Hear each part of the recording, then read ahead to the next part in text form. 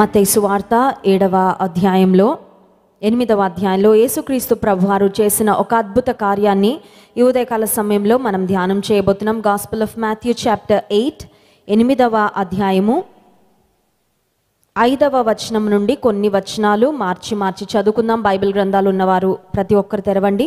మత్తయి సువార్త 8వ అధ్యాయము 5వ వచనం నుండి కొన్ని వచనాలు. ఆయన కపెర్నహూములో ప్రవేశించినప్పుడు ఒక శతాధిపతి ఆయన యొద్దకు వచ్చి,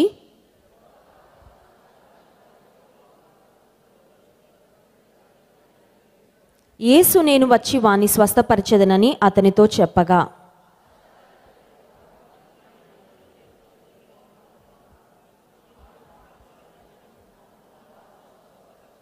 నేను కూడా అధికారమునకు లోబడిన వాడను, నా చేతి క్రింద సైనికులు ఉన్నారు. నేను ఒకని పొమ్మంటే పోవును, ఒకడు రమ్మంటే వచ్చును, నా దాసుని ఈ పని చేయమంటే చేయును అని ఉత్తరం ఇచ్చెను.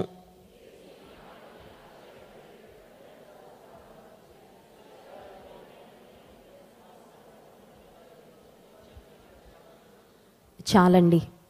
ఒక శతాధిపతి జీవితంలో జరిగిన ఒక సంఘటన ఈ వాక్య భాగంలో మనం గమనించాం. యేసుక్రీస్తు ప్రభు ఈ లోకంలో పరిచర్య చేస్తున్నప్పుడు చాలామంది ప్రజలు ఆయన చుట్టూ ఉండేవారు. People surrounded him for different reasons. అందరూ ఒకే కారణంతో యేసు ప్రభు దగ్గరికి రాలేదండి. కొంతమంది యేసయ్య బోధలు వినాలని వచ్చేవారు, కొంతమంది యేసయ్య ముడితే స్వస్థత పొందామని వచ్చేవారు, కొంతమంది వారి కుటుంబీకులో బంధువులో తమవారు ఇంటి దగ్గర నిస్సహాయ పరిస్థితిలో ఉంటే వారి కొరకు వారి పక్షముగా మొరపెట్టాలి అని యేసయ్య దగ్గరకు వచ్చేవారు. ఇంకొంతమంది ఉండేవారు పరిసయ్యులు, శాస్త్రులు. ఈ గుంపు ఎప్పుడు కూడా ఉంటానే ఉంటారు. ఈ గుంపు ఎందుకు వచ్చేవారంటే యేసు ప్రభు దగ్గరికి ఆయనలో ఏమైనా తప్పులు దొరుకుతాయా, ఆయన బోధలో ఏమైనా తప్పులు దొరుకుతాయా, ఆయనను ఎలా తప్పు పడదామా అనే ఉద్దేశంతో, తప్పుడు ఉద్దేశాలతో వచ్చేవారు పరిసయ్యులు, శాస్త్రులు. సో యేసుక్రీస్తు ప్రభువును వెంబడించిన బహుజన సమూహములు వారి అవసరతలను బట్టి, వారి ఉద్దేశాలను బట్టి యేసుక్రీస్తు ప్రభు దగ్గరకు వస్తూ ఉంటే, ఇక్కడ శతాధిపతి అనే ఒక వ్యక్తి యేసు ప్రభు వద్దకు వచ్చాడు. అతని పేరైతే వ్రాయబడలేదు, కానీ అతను ఒక శతాధిపతి కపెర్నహూము అనే ప్రాంతంలో ఉన్నారు. కపెర్నహూమ్ అనే ఆ ప్రాంతాన్ని టౌన్ ఆఫ్ జీసస్ అని పిలుస్తారండి. యేసుక్రీస్తు ప్రభువు నివసించిన పట్టణము అని పిలుస్తూ ఉంటారు. కపెర్నహూము అనే ప్రాంతంలో ఈ శతాధిపతి అయిన వ్యక్తి ఒక అధికారంలో ఉన్న వ్యక్తి, ఒక పొజిషన్లో ఉన్నాడు. శతాధిపతి అని ఎవరిని అంటారంటే అతని క్రింద 100 మంది సైనికులు ఉంటే ఆ 100 మంది సైనికుల పైన ఉన్న అధికారము కలిగిన వ్యక్తిని శతాధిపతి అని పిలుస్తూ ఉంటారు. సో ఇంత పొజిషన్లో ఉన్న వ్యక్తికి కూడా యేసు ప్రభు మీద ఆధారపడవలసిన అవసరం వచ్చిందా అంటే వచ్చింది. మనం జ్ఞాపకం పెట్టుకోవాల్సిన ఒక ప్రాముఖ్యమైన విషయం ఏంటంటే, ఏ ఉన్నత ఉద్యోగంలో ఉన్నా, ఎంత డబ్బు మనకున్నా, ఎంతమంది బంధుబలగం మనకున్నా, ఎంత పేరు పలుకుబడి ఉన్నా, ప్రతి ఒక్కరికి దేవుని అవసరము కావాలి. హల్లెలూయా.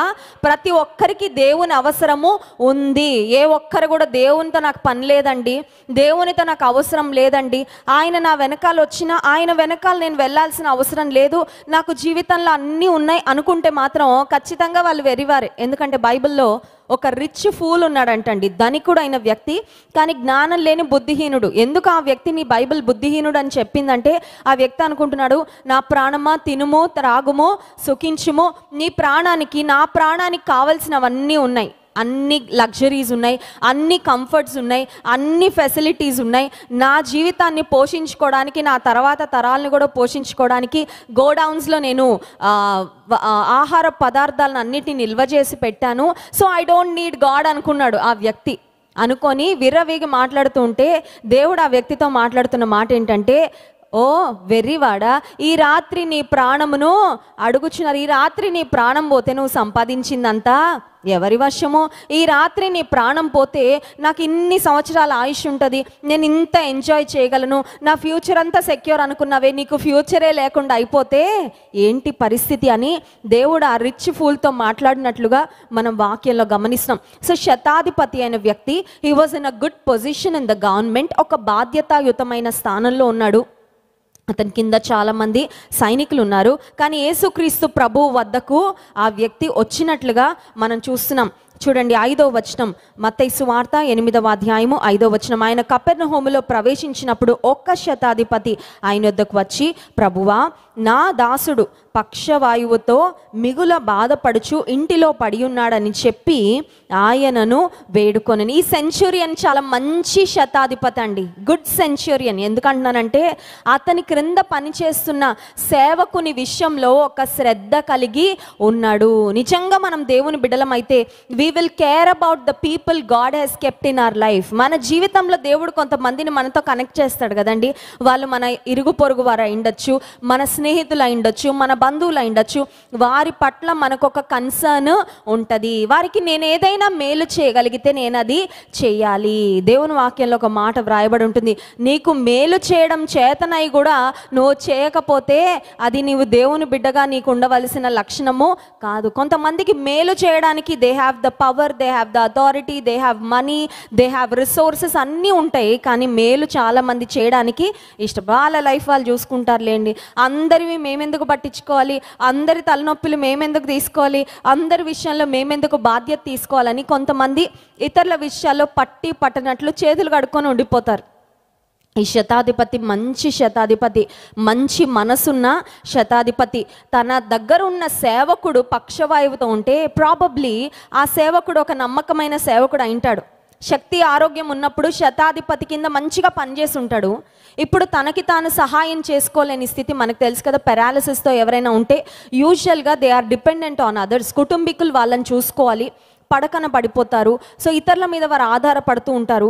సో నిస్సహాయ పరిస్థితిలో ఉన్న తన సేవకుని చూసి ఈ శతాధిపతి అనుకున్నాడు, let me try to do something. ఈ వ్యక్తి యొక్క ఇబ్బందిని, ఈ వ్యక్తి యొక్క బాధను తగ్గించడానికి నేను ఏమన్నా చేయగలిగితే చేద్దాము అని ఒక ప్రయత్నము చేస్తున్నాడు. మంచి శతాధిపతి యేసయ్య దగ్గరకు వచ్చాడు. Probably he has heard about Jesus many times. అంతకంటే ముందే చాలాసార్లు యేసు ప్రభుని గురించి వినుండొచ్చు. యేసుప్రభు ఆశ్చర్యకరుడు, ఎలాంటి వారినైనా బాగు చేస్తున్నాడు, ఆయన మాట వినని రోగం ఏది లేదు, ఆయన తీర్చలేని సమస్య ఏది లేదని వినుంటాడు. చాలా విశ్వాసంతో యేసుక్రీస్తు ప్రభు దగ్గరకు వచ్చి అంటున్నాడు, నా దాసుడు విషయంలో నేను నిన్ను వేడుకుంటున్నానయ్యా. ఒక విషయం గుర్తుపెట్టుకోవాలి, దేవుని సన్నిధిలో మనం వేడుకుంటే మన ప్రార్థన దేవుడు ఖచ్చితంగా ఆలకిస్తాడు. హల్లెలూయా. దేవుని సన్నిధిలో వచ్చి మొరపెట్టుకుంటే, మనవి చేస్తే, when we request, when we humble our self. ఈ శతాధిపతిలో చాలా దీనత్వం ఉందండి. ఎందుకు ఈ మాట చెప్తున్నానంటే, అధికారంలో ఉన్న ఈ వ్యక్తి యేసు ప్రభు దగ్గరకు వచ్చి, అయ్యా lord please help my servant, నా సేవకునికి సహాయం చేయాలని మొరపెట్టుకోవాలంటే ఇతనిలో తగ్గింపు ఉంటే కానీ ఇతడు అడగలేడు. కొంతమంది అనుకుంటారు, అందరికీ నేను సహాయం చేసే స్థితిలో ఉంటే నేను ఇంకొకరిని వెళ్ళి సహాయం ఎందుకు అడగాలి అనుకుంటారు. కష్టాల్లో నాశనం అన్నా అయిపోవడానికి ఇష్టపడతారు, కానీ ఇంకొకరి సహాయం కోరడానికి కొంతమందికి ఇష్టం ఉండదు. ఎందుకంటే వేరే వాళ్ళ మీద ఎందుకు ఆధారపడాలండి అనుకుంటారు. నో, నీ జీవితంలో దేవుడు ఆయన మీద ఆధారపడే పరిస్థితులు కొన్ని పెడతాడు. అప్పుడు నువ్వు ఖచ్చితంగా ఆయన మీద ఆధారపడాల్సిందే. నా జ్ఞానంతో నేను సాల్వ్ చేసుకుంటాను, నాకున్న అనుభవంతో నేను ఫిక్స్ చేసుకుంటాను, నాకున్న తెలివితేటలతో నేను ఏదో ఒక విధంగా ఈ సమస్యను సాల్వ్ చేస్తాను అనుకున్నామంటే మన సమస్యను కొన్నిసార్లు మనం కాంప్లికేట్ చేసుకుంటాం కానీ సింప్లిఫై చేసుకోలేం. చూడండి, ముడి ఉంది, నాట్ అంటారు కదా, నాట్ అది ఎలా లాగాలో అలా లాగాలి. అలా లాగకపోతే కొన్నిసార్లు టైట్ అయిపోద్ది, అవునా కదా. అది కరెక్ట్గా పట్టుకొని పుల్ చేయకపోతే, స్ట్రింగ్ ఒకటి పట్టుకోవాల్సింది ఇంకోటి పట్టుకొని లాగేమంటే అది బాగా టైట్ అయిపోద్ది. ఇంకా కొన్నిసార్లు నాట్ బాగా టైట్ అయిపోయిందంటే కట్ చేయాలి తప్ప ఇంకా ముడి విప్పడానికి అవకాశం ఉండదు. కొన్నిసార్లు జీవితంలో మనకి కొన్ని చిక్కుముళ్ళు వస్తూ ఉంటాయి. ఆ చిక్కుముడిని విడగొట్టాలంటే దేవుని దగ్గరకు వస్తే సింపుల్గా దాన్ని విడుదల చేస్తాడు. కానీ చాలాసార్లు మన స్వంత ప్రయత్నాలతో ఉన్న సమస్యను మనం ఏం చేస్తామంటే వి జస్ట్ కాంప్లికేట్, దాన్ని ఇంకొక లెవెల్కి తీసుకెళ్ళిపోతాం, కాంప్లికేట్ చేసేసుకుంటాం, ఆ సమస్యని ఇంకా మనం జటిలము చేసేసుకుంటాం. ఈ వ్యక్తి అనుకున్నాడు, నేను అధికారంలో ఉన్నాను కానీ నాకు యేసయ్య సహాయము కావాలి, ఆయన దగ్గరకు వెళ్ళి వేడుకుంటా, నా సేవకుని నిమిత్తము ఆయన దగ్గరకు వెళ్ళి వేడుకుంటా. ఈ ఉదయకాల సమయంలో నీ పర్సనల్ లైఫ్లో నీకే ప్రాబ్లమ్స్ లేకపోవచ్చు ఫర్ ద టైం బింగ్, అంటే ఎప్పటికి ఉండవని చెప్పట్లా. మన జీవితంలో ఎప్పుడు మనకి ఏదో ఒకటి ఉంటుంది, something that we need to depend on God. దేవుని మీద ఆధారపడడానికి ఏదో ఒకటి మన జీవితంలో ఉంటుంది. కానీ ఈ ఉదయకాల సమయంలో బహుశా నా లైఫ్లో నేను అడగడానికి ఏం లేవండి, ప్రస్తుతానికి అంతా బాగానే ఉంది అని అనుకుంటూ ఉండొచ్చు. But you can plead God for someone else. ఎవరి కొరకైనా నువ్వు దేవుని సన్నిధిలో మొరపెట్టచ్చు. నీ కుటుంబం కొరకు, నీ తల్లి కొరకు, నీ తండ్రి కొరకు, నీ చెల్లి కొరకు, నీ అన్న కొరకు, నీ బంధువు కొరకు, నీ స్నేహితుల కొరకు నువ్వు మొర పెట్టచ్చు. దేవుడు ఎవరి అప్లికేషన్ వాళ్ళే తీసుకురావాలని అనడండి. హల్లెలూయా. జాబ్కి అప్లై చేసేటప్పుడు ఎవరి అప్లికేషన్ వాళ్ళే తీసుకెళ్ళాలా, మనం తీసుకెళ్తే అయిపోద్దా? మీరే రావాలి. ఎవరు అప్లై చేయాలో వాళ్ళు రావాలా, వాళ్ళ ఫింగర్ ప్రింట్స్ వెయ్యాలా, వాళ్ళ సంతకం పెట్టాలా. ఇంకొకళ్ళ అప్లికేషన్ మనం పట్టుకెళ్ళి కొద్దిగా చేయండి అంటే అలా అవ్వదండి. ఎవరి అప్లికేషన్ వాళ్ళు పట్టుకురావాలి. కానీ ప్రార్థనలో ఉన్న గొప్పతనం ఏంటంటే, మన దేవునిలో ఉన్న గొప్పతనం ఏంటంటే, మన పక్కవారి అప్లికేషన్ మనం తీసుకెళ్ళినా కూడా దేవుడు గ్రాంట్ చేస్తాడు. Hallelujah. So we have that access. పరలోకపు తండ్రి వద్దకు వెళ్ళి, అయ్యా ఇదిగో నా స్నేహితుడు, ఇదిగో నా స్నేహితురాలు, ఇదిగో నా బంధువు, ఇదిగో నా కుటుంబీకులు ఇలాంటి పరిస్థితిలో ఉన్నారయ్యా, నిన్ను వేడుకుంటున్నానయ్యా అంటే దేవుడు ఖచ్చితంగా మన ప్రార్థన వింటాడు. హల్లెలూయా. సో ఈ శతాధిపతి వచ్చి యేసు ప్రభును అడగగానే 7వ వచనంలో యేసే చెప్తున్న మాట చూడండి. యేసు నేను వచ్చి వాని స్వస్థపరచెదనని అతనితో నేను వస్తానన్నాడండి. అంతే. అడగడం ఆలస్యం. యేసే ఏమన్నారండి? అపాయింట్మెంట్ 10 రోజుల తర్వాత అన్నాడా? పెద్ద విఐపి ఉన్నారనుకోండి, వాళ్ళ అపాయింట్మెంట్ ఇప్పుడు వెళ్ళి మా ఇంటికి రండి అంటే వచ్చేస్తారండి? మనం వెనకాల పడి మనతో పాటు వచ్చేస్తారా? ఆగు. నెల రోజులైనా ఆగాల, సంవత్సర కాలమైనా ఆగాలి. ఇప్పటికి బోల్డ్ మంది అప్లికేషన్స్ పెట్టారు. వాళ్ళందరినీ చూసిన తర్వాత అప్పుడు వస్తానయ్యా, ఇప్పటికిప్పుడు వచ్చి నా దాసుని స్వస్థపరచమంటే అతనేమో పక్షవాయువుతో ఇంటి దగ్గర ఉన్నాడు, నేను ఇప్పుడు ఎలా రాను అని అనలేదండి. యేసే అంటున్నాడు, నేను వస్తాను, నేను మీ ఇంటికి వస్తాను. ఒక మాటలో చెప్పాలంటే అతని ఆశను, అతని అవసరతను యేసయ్య వెంటనే తీర్చాలని ఆశపడ్డాడు. హల్లెలూయా. దేవుని సన్నిధికి వచ్చినప్పుడు we need not expect a delayed response. కొన్నిసార్లు అనుకుంటాం ఇప్పుడు నుంచి ప్రార్థన చేసుకుంటే సంవత్సరం తర్వాత తీరిస్తే బాగుండలే అనుకుంటా. కాదండి. కొన్నిసార్లు నువ్వు ఇప్పుడు అడగగానే ఇంటికి వెళ్ళే లోపే దేవుడు కార్యాలు జరిగిస్తాడు. హల్లెలూయా. చాలా మంది సాక్ష్యాలు చెప్తా ఉంటారు. మందిరంలో ఇలా ప్రార్థన ఏకీభవించానండి, దైవజనులు ప్రార్థన చేస్తూ ఉండగా ఏకీభవించాను, ఇంటికి వెళ్తూ ఉండగానే దారిలో ఫోన్ వచ్చిందండి, పలానా అద్భుత కార్యం దేవుడు చేశారని. హల్లెలూయా. యేసయ్య అంటున్నారు, నేను వస్తాను అని చెప్పిన తర్వాత 8వ వచనంలో చూడండి, ఆ శతాధిపతి చెప్తున్న మాట, ఆ శతాధిపతి ప్రభువా, నీవు నా ఇంటిలోనికి వచ్చుటకు నేను పాత్రుడను కాను, నీవు మాట మాత్రము సెలవిమ్ము, అప్పుడు నా దాసుడు స్వస్థపరచబడును. 9వ వచనం, నేను కూడా అధికారమునకు లోబడిన వాడను, నా చేతి క్రింద సైనికులు ఉన్నారు, నేను ఒకని పొమ్మంటే పోవును, ఒకని రమ్మంటే వచ్చును, నా దాసుని ఈ పని చేయమంటే చేయనని ఉత్తరం ఇచ్చెను. ఈ శతాధిపతి జీవితం నుండి 3 ప్రాముఖ్యమైన విషయాలు ఉదయకాల సమయంలో మీతో మాట్లాడాలని నేను ఆశపడుతున్నా. మొట్టమొదటి అంశం ఏంటంటే, ఈ శతాధిపతికి దేవునికి ఉన్న అధికారం ఏంటో అర్థమైంది. కొన్నిసార్లు మన దగ్గర ఉన్న వాటి విలువ మనకు అర్థమవుతుంది, కానీ మనకు లేని వాటి విలువ చాలాసార్లు మనకి అర్థం. విలువ కలిగిన వ్యక్తులు, జీవితంలో విలువలు ఉన్న వ్యక్తులు ఇతరులను కూడా విలువైన వారిగా ట్రీట్ చేస్తారు. కొంతమంది ఉంటారండి, వాళ్ళకి జీవితంలో విలువలు తెలీదు, వాళ్ళు అందరినీ కూడా ఒకేలాగా చూస్తారు, అందరినీ కూడా ఒకేలాగా ట్రీట్ చేస్తారు. ఈ వ్యక్తి శతాధిపతిగా ఒక అధికారపూర్వకమైన స్థానంలో ఉన్నాడు. ఇతని కింద 100 మంది సైనికులు ఉన్నారంటే మామూలు ఉద్యోగం కాదు ఇతను చేస్తున్నది, మామూలు పొజిషన్లో లేడు ఇతను. So he is in a place of authority. ఒక అధికారము కలిగిన స్థానంలో ఈ వ్యక్తి ఉన్నాడు. ఈ వ్యక్తి అంటున్నాడు, నాకు అధికారం ఉందయ్యా, నేను ఎవరిని కమాండ్ చేయగలనంటే 100 మంది సైనికుల్ని నేను కమాండ్ చేస్తే ఇక్కడికి వెళ్ళి యుద్ధం చేయండి, అక్కడికి వెళ్ళి ఆ పని చేయండి, ఇలా నిలబడండి, ఇలా కూర్చోండి అంటే నేను చెప్పిన మాటను 100 మంది వింటారు. ఎందుకంటే నేను 100 మందికి అధికారిగా, సైనిక అధికారిగా, శతాధిపతిగా నేను ఉన్నాను. కానీ నీకున్న అధికారం ఏంటో కూడా నాకు అర్థమైంది యేసయ్య. నువ్వు ఒక 100 మందినో ఒక 10 మందినో నువ్వు ఆజ్ఞాపించే దేవుడో కాదు, నువ్వు వ్యాధులను ఆజ్ఞాపిస్తావంటున్నాడు. Hallelujah. Lord, I know that you have authority over diseases. నీకు వ్యాధుల పైన అధికారం ఉందయ్యా, సాతాను శక్తుల పైన అధికారం ఉంది, సృష్టి అంతటి మీద అధికారం ఉంది. నీ అధికారము సర్వాధికారము. హల్లెలూయా. ఈ మాట చెప్పండి, సర్వాధికారం అని చెప్పండి. ఎస్, మన దేవునికి సర్వ అధికారము ఉంది. మత్తయి సువార్త 28వ అధ్యాయము 18వ వచనంలో ఒక మాట ఉంది చూడండి. మత్తయి సువార్త 28వ అధ్యాయము 18వ వచనం. అయితే యేసు వారి యొద్దకు వచ్చి పరలోకమందును భూమి మీదను నాకు సర్వాధికారము ఇయ్యబడి ఉన్నది. ఎక్కడెక్కడుందండి అధికారం? సర్వాధికారము పరలోకమందును భూమి మీదను. యేసయ్య అధికారముకు లోబడని చోటు ఏది లేదు. యేసయ్య అధికారానికి లోబడని వ్యక్తి ఎవరు లేరు. యేసయ్య అధికారానికి లోబడని వ్యాధి ఏది లేదు. యేసయ్య అధికారానికి అలివి కాని పరిస్థితి ఏది లేదు. Jesus is all powerful. He has authority over everyone and everything that exist. ఇప్పుడు మన కళ్ళతో చూసిన ప్రతి పరిస్థితి పైన ఆయనకు అధికారము. పాత నిబంధన గ్రంథంలో మనం చూస్తే దేవుని సేవకులు సూర్యుడిని చంద్రుడిని కూడా ఆపేశారంటండి. హల్లెలూయా. సూర్యుడు చంద్రుడు అంటే మన ఇంటి పక్కన ఉండే ఫ్రెండ్స్ అండి. మన ఇంట్లో స్విచ్ లాగా లైట్ ఆఫ్ చేసి సూర్యుడు ఆగిపోవాలంటే అలా జరుగుతుందా? ఇంపాసిబుల్ కదండి. కానీ దేవుని ప్రజలకు ఆయన నామములో దేవుడు తన సేవకులకు ఇచ్చిన అధికారం ఏంటంటే they commanded the sun and the moon. దేవుని సేవకులకు వర్షం మీద కూడా దేవుడు అధికారాన్ని ఇచ్చాడు. హల్లెలూయా. ప్రవక్తలు వర్షింపకుండునట్లు ప్రార్థన చేయగానే ఏలియా ప్రవక్త వర్షించా లేదు. It hasn't rain. వై?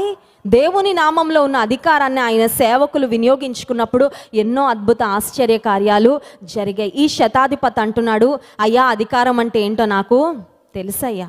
100 మంది నా కింద సైనికులు ఉన్నారు, పనివారు ఉన్నారు.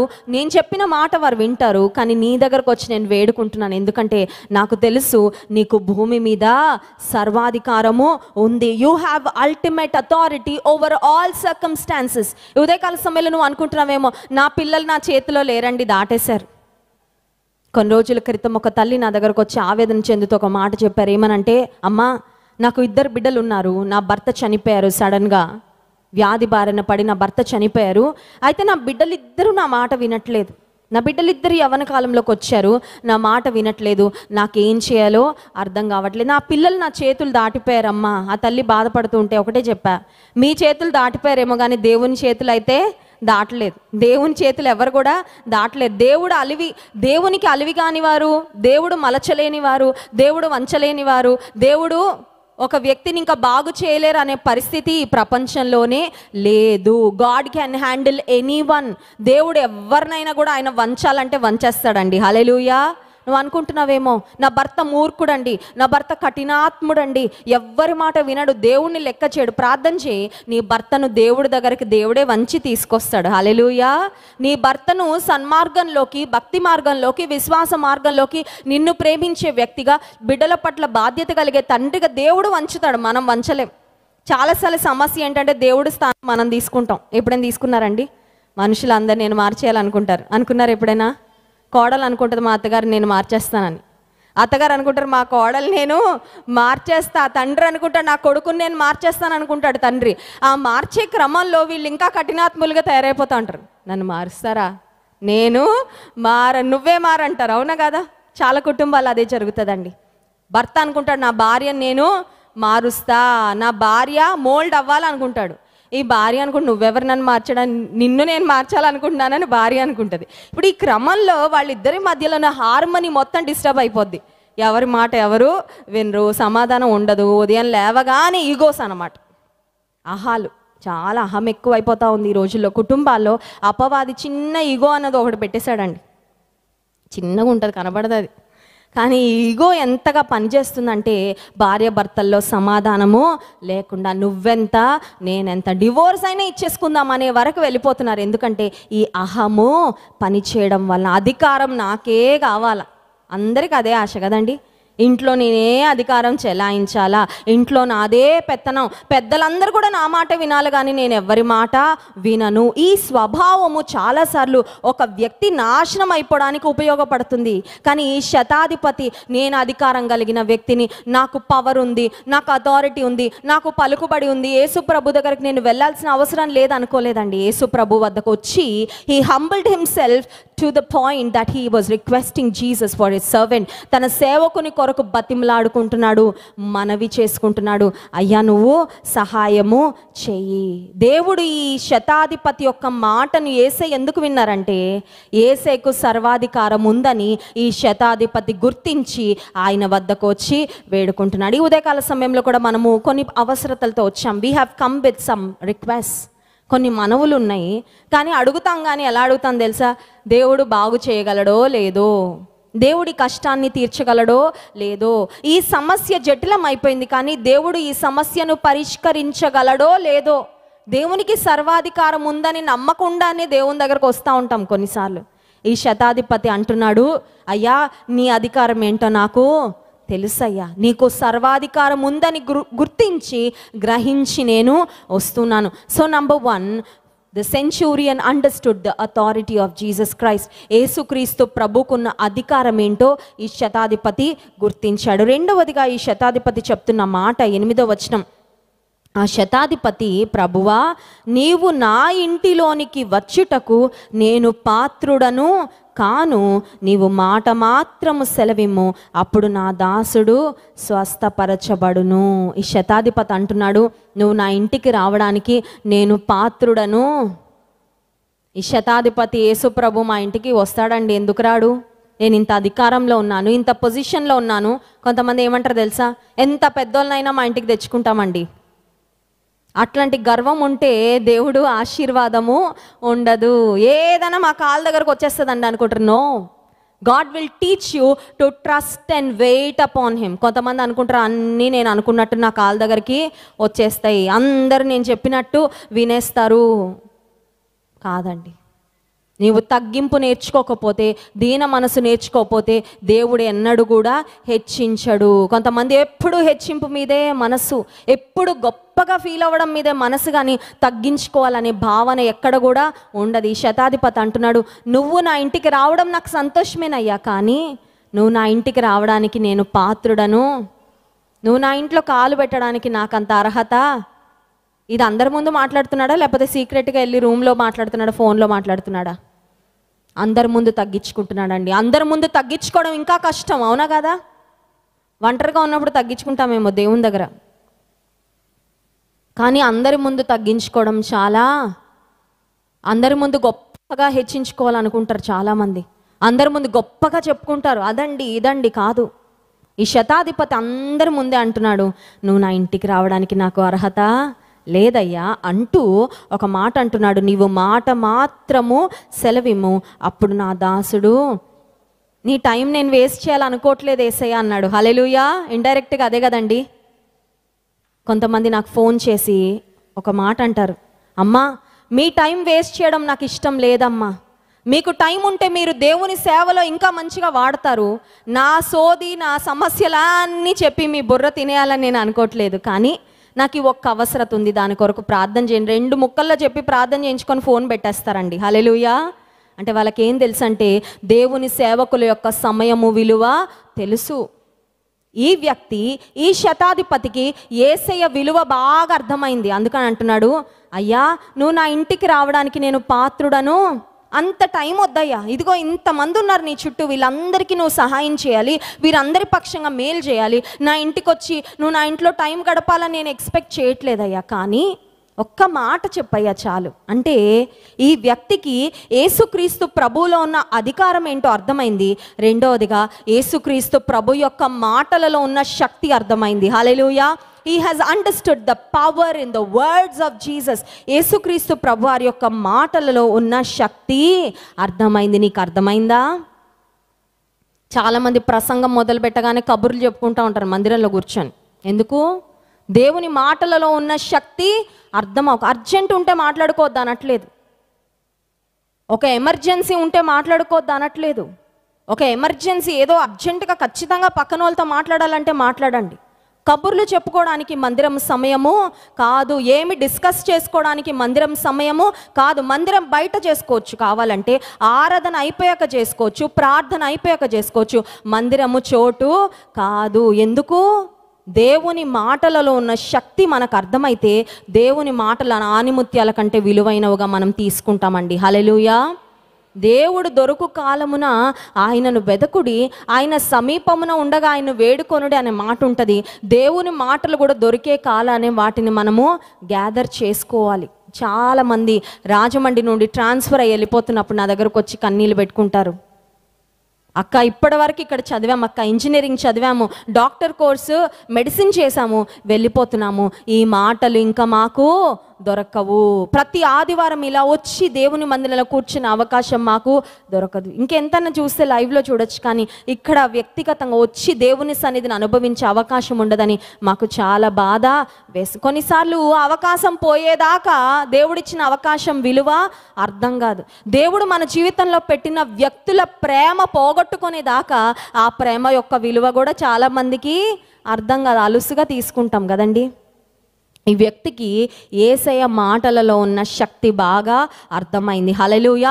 This man understood the power of the words of Jesus. యేసుక్రీస్తు ప్రభువారి యొక్క మాటలో ఉన్న శక్తి అర్థమై అంటున్నాడు, నువ్వు మాట చెప్పాయి, ఒక్క మాట చెప్పు చాలు, నా సేవకుడు బాగుపడతాడు.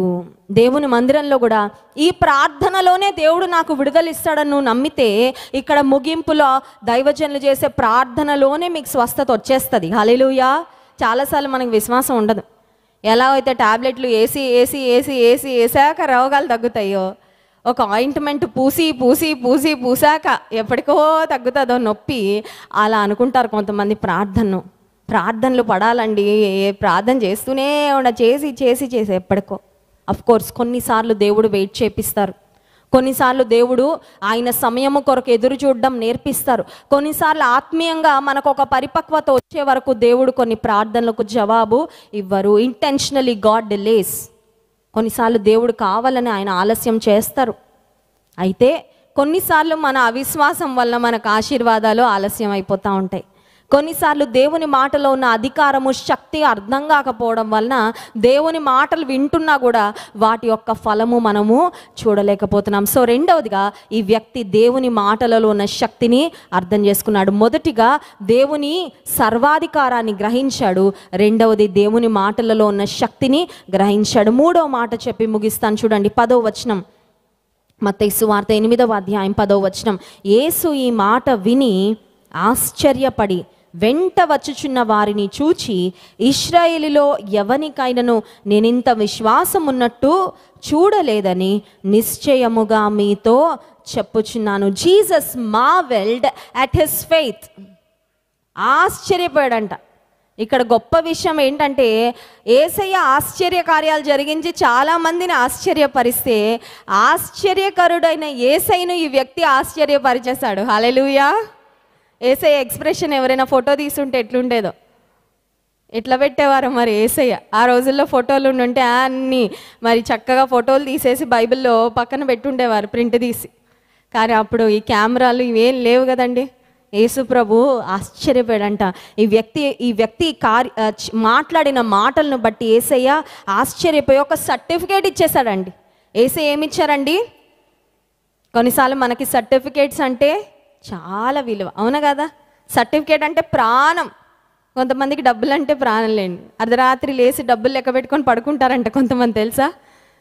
ఒక అమ్మాయి చెప్పింది నాకు, నేను ఉద్యోగం చేస్తున్నప్పుడు మా అత్తగారు మామగారికి చాలా ప్రేమ డబ్బులంటే. అన్నీ మంచి కింద పెట్టుకుంటారంట, పరుపు కింద పెట్టుకొని అర్ధరాత్రి పాపం నిద్ర పట్టదంట వాళ్ళకి. అర్ధరాత్రి లేచి ఆ కట్టలన్నీ తీసి మళ్ళీ లెక్క పెట్టుకొని మళ్ళీ కట్టలు కట్టి మళ్ళీ మంచి కింద పెట్టి మళ్ళీ వాటి మీద పడుకుంటారంట.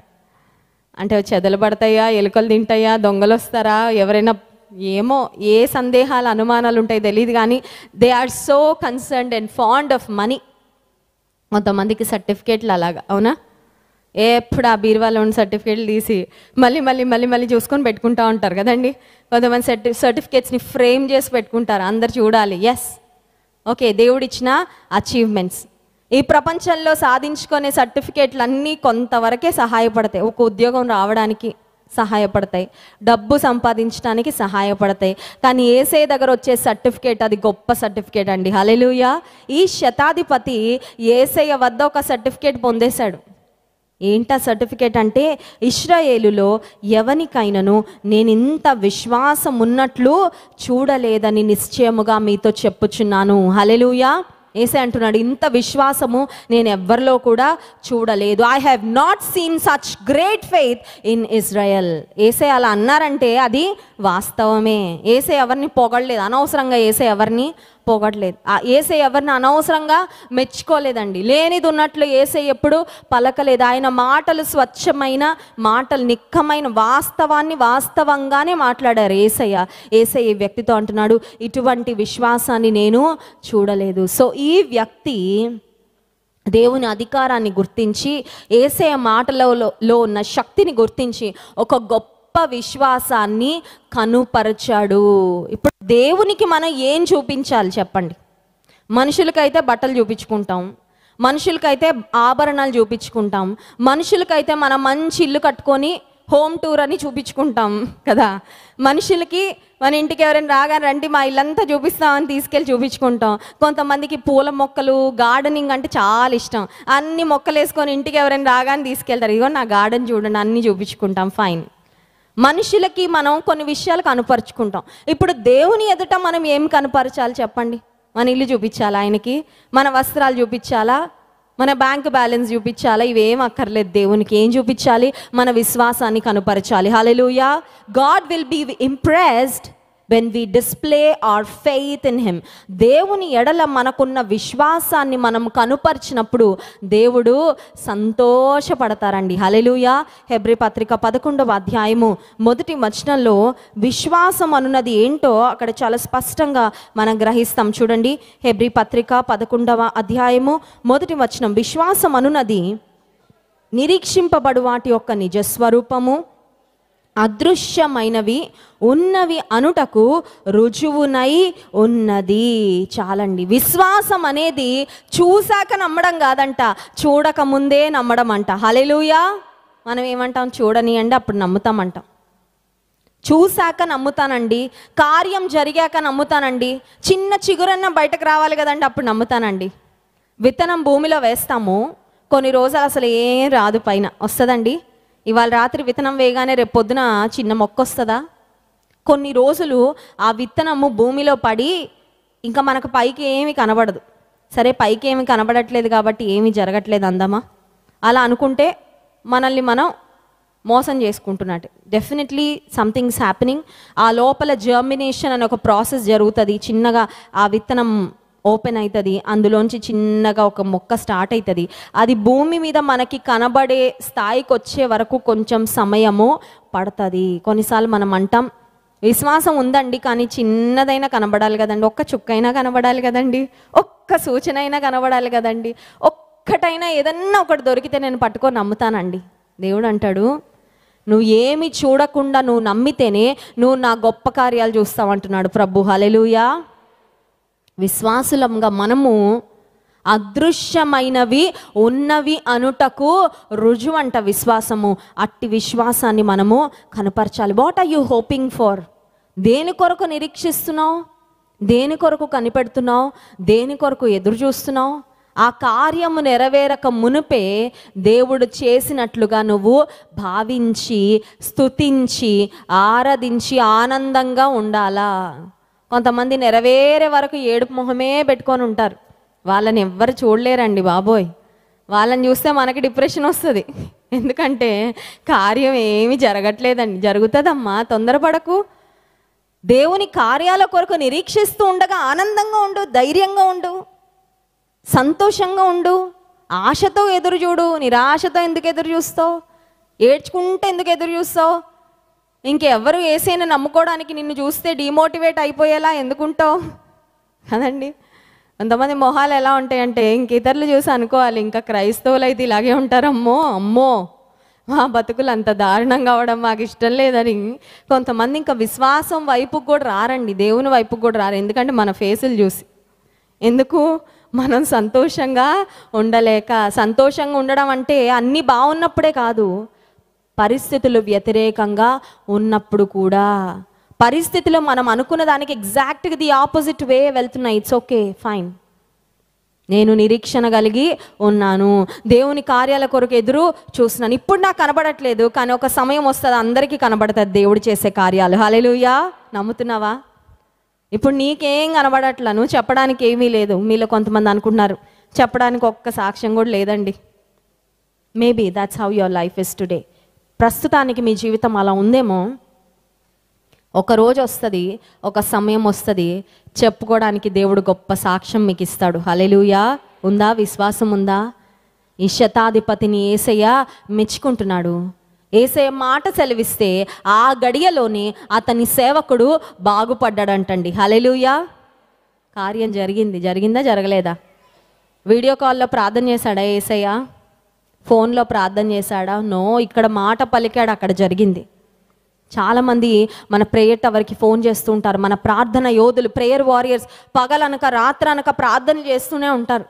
కొన్నిసార్లు ప్రార్థన చేసి చాలా అలసిపోతారండి, తెలుసా? That's not easy job. ప్రార్థన యోధులు చేసే పని చిన్న పని కాదు. ప్రేయర్ వారియర్స్కి కూడా నేను అదే చెప్తా ఉంటాను. మీరు చేసిన పరిచర్య చిన్న పరిచర్య కాదు. మీరు దేవుని సన్నిధిలో దేవుని ప్రజల కొరకు మొరపెట్టుకుంటారు. ఇది చాలా యోగ్యమైన పరిచర్య. ఎవరికి కనబడకపోవచ్చు, కానీ ప్రభువు చూస్తున్నాడు. చాలామంది చెప్పే సాక్ష్యాలు ఏంటంటే, మీ ప్రేయర్ టవర్కి ఫోన్ చేశామండి, ప్రార్థన యోధులు ప్రార్థన చేశారు, లైవ్ చాట్లో పెట్టాము. ఇందాక కూడా ఇద్దరు సిస్టర్స్ చెప్పారు, లైవ్ చాట్లో పెట్టాము ప్రార్థన మనవి, దేవుడు నెరవేర్చాడు. చాలామంది మన ప్రార్థన యోధులు నాతో చెప్తూ ఉంటారు. ఆయా ప్రాంతాల్లో ప్రపంచవ్యాప్తంగా ఉన్నారు. ఒక సహోదరి హైదరాబాద్ నుండి మన ప్రేయర్ వారియర్గా ఉన్న ఒక సిస్టర్ చెప్తున్నారు, కొన్నిసార్లు లైవ్లో చూస్తూనే ఉండగా కొన్ని ప్రార్థన అవసరతలు లైవ్ చాట్లో పెట్టగానే దేవుడు కొన్ని నా మనసులో పెడతాడమ్మా, వాళ్ళ కొరకు 1 గంట సేపు నేను భారం కలిగే ప్రార్థన చేస్తా. ప్రభువా వారికి సహాయం చేయవా, ప్రభువా వారికి మేలు చేయవా, ప్రభువా వారికి కార్యము జరిగించవా అని. ఈరోజు ఎన్నో సాక్ష్యాలు వింటున్నామంటే ఎవరో ఎక్కడో మీ కొరకు ప్రార్థన చేశారు. దేవుని బిడ్డలు మీ కొరకు ప్రార్థన చేశారు. అందుకే అప్పుడు అదృశ్యమైన కార్యాలు ఇప్పుడు కళ్ళ ఎదుట అవి మేనిఫెస్ట్ అవుతున్నాయి. హల్లెలూయా. ఈ సెంచురియన్, ఈ శతాధిపతి ఒక అద్భుతము పొందుకున్నాడు. He received something from the lord. ఆ రోజు వచ్చాడు, ఖాళీ చేతులతో వెళ్ళాడండి? ఖాళీ చేతులతో వెళ్ళలా, అద్భుతాన్ని తీసుకొని వెళ్ళాడు. హల్లెలూయా. ఈ ఉదయకాల సమయంలో మనం కూడా అద్భుతాలు తీసుకొని వెళ్ళబోతున్నాం. నమ్మిన వారు ఆమెన్ చెప్పండి. ఆమెన్. నేను నమ్ముతున్నానండి. I believe it. నేను నమ్ముతున్నాను. దేవుని సన్నిధిలో నేను అద్భుతాలు తీసుకొని, మీరు నమ్ముతున్నారా? నమ్మితే దేవుని మహిమ చూస్తారు.